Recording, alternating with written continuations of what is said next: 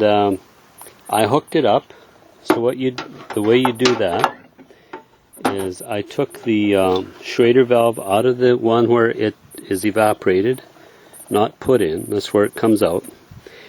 And I took that out so the system was open. I then put this on. This is a hydraulic coupler, and it just snaps over that. If I snapped it over, this stuff would leak out, so I'm not going to do that.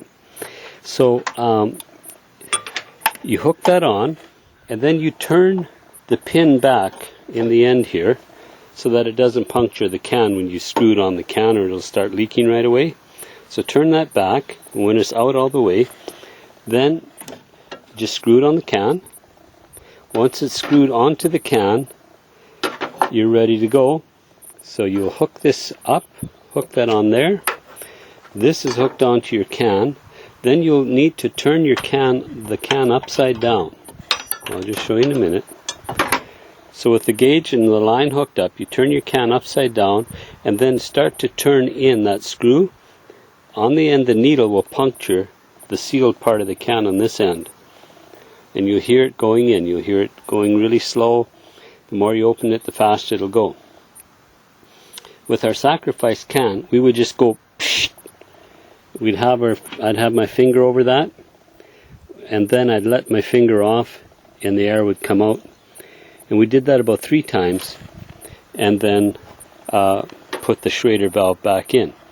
That would have got rid of a lot of the moisture and the old air in it. Now you're ready to put in the air conditioning. Put that valve back in, screw it in. It's like a tire tube valve on a bicycle or a car tire. Same thing. So with that put back on, you hook this up. I bought this set at Canadian Tire here in Canada for $54, and they sell this in the States. I don't know where, but I'm sure you'll have it in lots of stores. Just look around. And this gauge here is a reference for how much to put in. On the car I did, it took 1 can. Now the instructions are a little bit different on the internet and on the can that this comes in. So here's what I did. I put in 1 can, and it brought the pressure up to 22 to 25 pounds. The way I knew it was enough was this line started to sweat. Now, if you put in both cans, because you get 2 cans for $54, and it tells you to put this up to 38 pounds, well, you'll get 38 or thereabouts, maybe 42 or something. To have this really full is hard on your pump and the system. So it's your choice, but I was recommended by a guy who was a refrigerant engineer that he said less is better. As long as this starts to sweat, and when I turn the air on in the car, you run it for about 10-15 minutes to let the system level out. If you want to give it a few RPMs to speed it up, because it always blows colder when it's higher RPM than when it's idling, you'll find it blows really cold. This stuff here does not require a license to fill your car.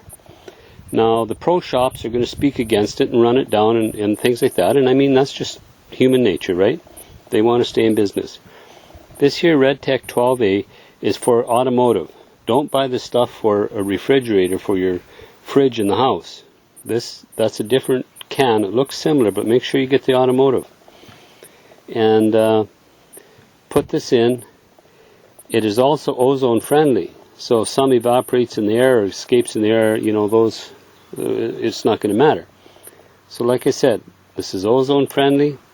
It mixes with other products. It's very inexpensive, and you do not need a license. Once you find you've reached the amount of pressure you want, you unhook this, pop it off. You see this end here just goes like that. It's a hydraulic connector, coupling, and it just grabs hold of that.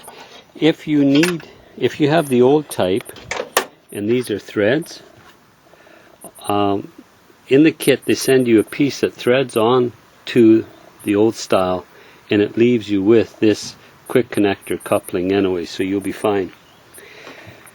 So that is basically all there is to it.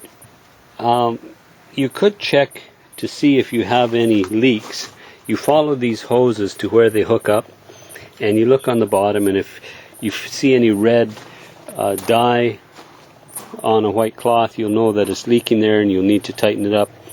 This Red Tech also sells a stop leak. If you're going to use stop leak, you cannot use 2 cans plus stop leak or you damage your system. It's too much. So then you could put in this and then add the stop leak after, and that would be okay. The question is, do I need my car running or not? Well, one place you read it says don't run it, unhook your air compressor switch and hot wire it, blah blah, that's the other one. So one says run it, one says don't. What do you do? Well, we chose to run the car while it was filling. It turned out fine. If you choose not to, well, you'll have to let us know how that worked. So that's very simple, and it's the same on every car. Some cars, the Dodge and Chev, the Chev, have it on the side. The Dodge Neon I did. And the valves were sitting right out here.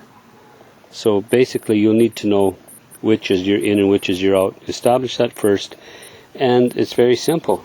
Nothing to it. Takes about, I would say 20 minutes, and you're done.